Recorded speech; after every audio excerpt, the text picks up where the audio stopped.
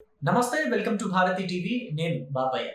మళ్ళీ సీట్ల పెంపు బిల్లు, కేంద్ర మంత్రివర్గ విస్తరణ, బాబుకి బంపర్ ఆఫర్ అని చెప్పి ఈ వీడియోకి నేను ఒక టైటిల్ పెట్టాను.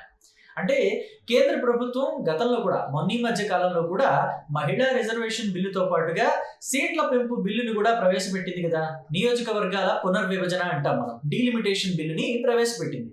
అయితే 4/3 మెజారిటీ లేకపోవటం వల్ల రూల్ ప్రకారం 4/3 మెజారిటీ ఉండాలి. ఎక్కువ శాతం మంది దీనికి మద్దతు తెలపాలి. పార్లమెంట్లోను రాజ్యసభలోను రెండు హౌసెస్లోనూ దీనికి మద్దతు ఎక్కువగా ఉండాలి. కానీ ఆ స్థాయిలో మద్దతు లేకపోవటం వల్ల బిల్లు వీగిపోయింది.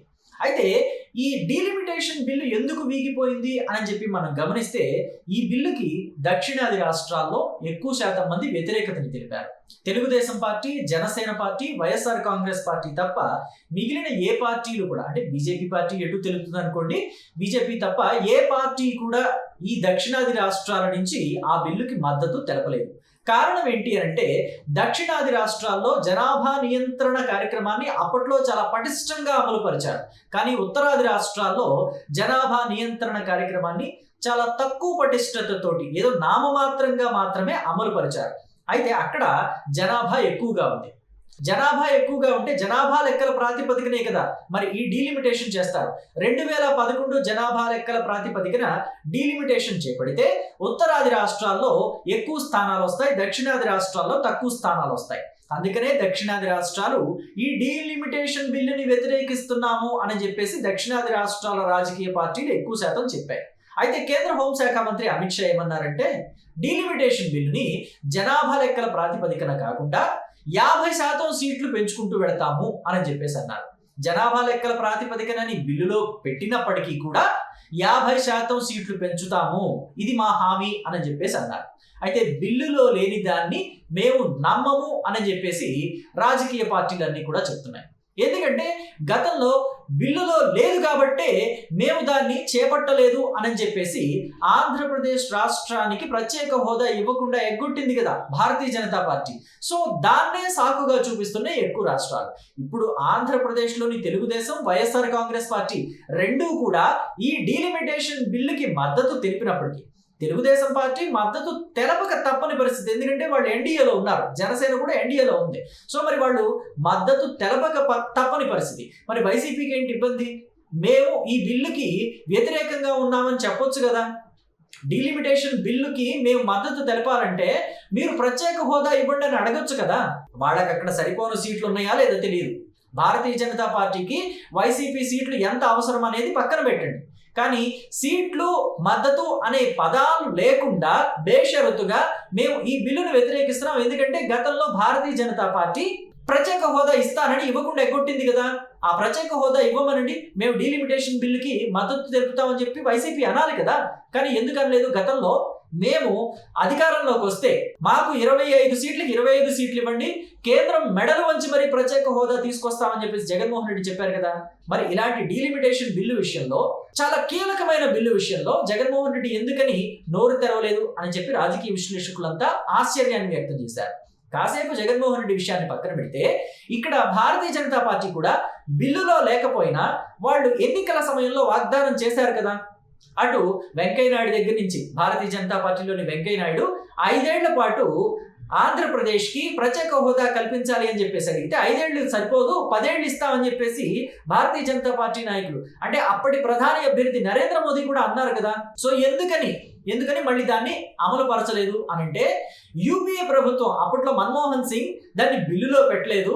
5 ఏళ్ల పాటు ఆంధ్రప్రదేశ్కి ప్రత్యేక హోదా ఇవ్వాలి అని చెప్పేసి ఇస్తాము అని చెప్పి మాటపూర్వకంగానే చెప్పారు. బిల్లులో లేని దాన్ని మేము ఎలా అమలు పరుస్తామని చెప్పేసి భారతీయ జనతా పార్టీ నాయకులు మాట్లాడారు. 2014 నుంచి 2019 మధ్య జరిగింది ఇదే కదా. సో ప్రత్యేక హోదా ఇవ్వలేము ఎందుకంటే బిల్లులో అది లేదు అని చెప్పేసి వాళ్ళు మాట్లాడారు. బిల్లులో లేని దాన్ని ఇవ్వలేమని చెప్పేసి అప్పుడు అన్నారు. కాబట్టి బిల్లులో లేని దాన్ని మేము ఎలా నమ్మాలి అని చెప్పి ఇప్పుడు దక్షిణాది రాష్ట్రాలన్నీ కూడా మాట్లాడుతున్నాయి, భారతీయ జనతా పార్టీ నాయకుల్ని ప్రశ్నిస్తున్నాయి. అందుకే ఇప్పుడు భారతీయ జనతా పార్టీ నాయకులు కావచ్చు, ఎన్డీఏలోని పెద్దలు కావచ్చు, వాళ్ళంతా ఏమంటున్నారంటే, బిల్లులో దీన్ని ప్రవేశపెడతాము, 50% సీట్లు దక్షిణాది రాష్ట్రాలు, ఉత్తరాది రాష్ట్రాలు, ఏ రాష్ట్రంలో అయినా సరే, ఏ ప్రాంతంలో అయినా సరే జనాభా లెక్కల ప్రాతిపదికన చేపడతామని చెప్పి బిల్లులో ఉన్నప్పటికీ 50% పెంచుకుంటూ వెళ్తాము అని చెప్పేసి బిల్లులో కూడా పెడతామని చెప్పేసి చెప్తున్నారట. సో బిల్లులో కూడా దాన్ని ప్రవేశపెట్టి అప్పుడు దాన్ని పార్లమెంట్లోను రాజ్యసభలోను బిల్లును ప్రవేశపెడతాము. సో దీన్ని ఆమోదించుకోవాలి మనం అని చెప్పేసి చెప్తున్నారు. ఎందుకంటే భారతీయ జనతా పార్టీకి ఇప్పుడు అది చాలా అవసరం. నియోజకవర్గాల పునర్విభజన చేసుకుంటేనే నెక్స్ట్ ఎన్నికల్లో భారతీయ జనతా పార్టీకి లాభం చేకూరుతుంది, లేదంటే నష్టం వస్తుంది. ఎన్నికల్లో గెలిచే అవకాశం తక్కువ, ప్రభుత్వాన్ని కేంద్రంలో ఏర్పాటు చేసుకునే అవకాశం కూడా తక్కువ. ఒక మాట చెప్పాలంటే భారతీయ జనతా పార్టీకి ఇది ఎంత అవసరమో తెలుగుదేశం పార్టీకి కూడా అంతే అవసరం.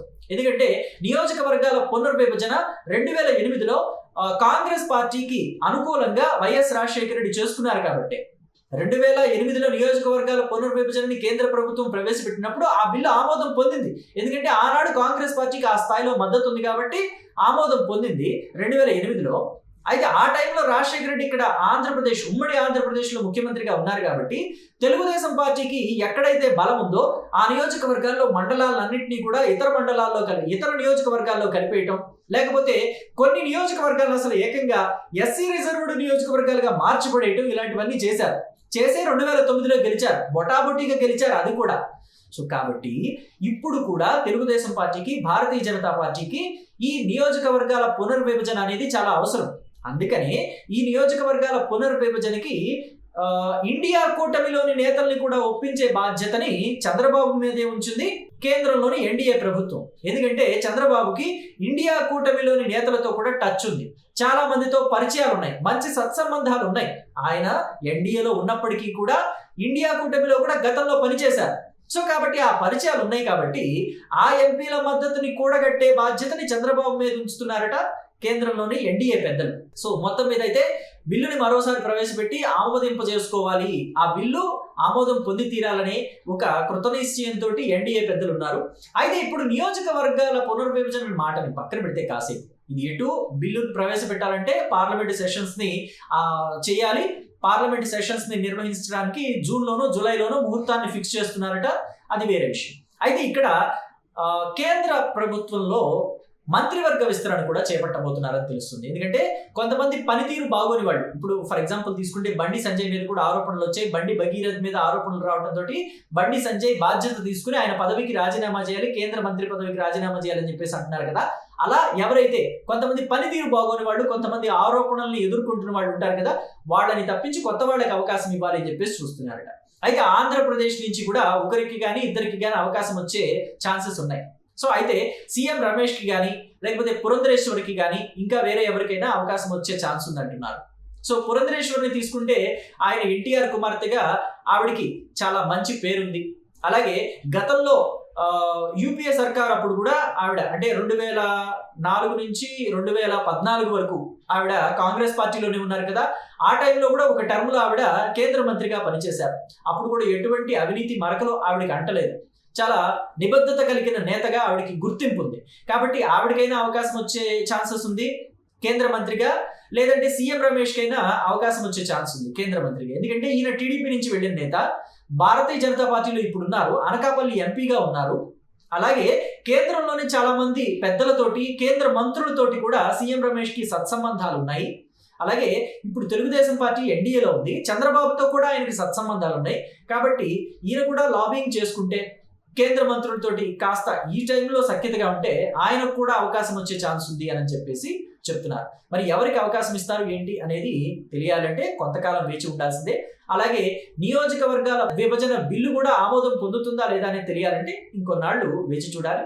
అసలు దక్షిణాది రాష్ట్రాలు ఆమోదం తెలుపుతాయా లేదా అనేది కూడా తెలియాలంటే మనం వేచి ఉండక తప్పదు. దీని మీద మీ అభిప్రాయాన్ని కామెంట్ బాక్స్లో తెలియచేయండి. Thank you.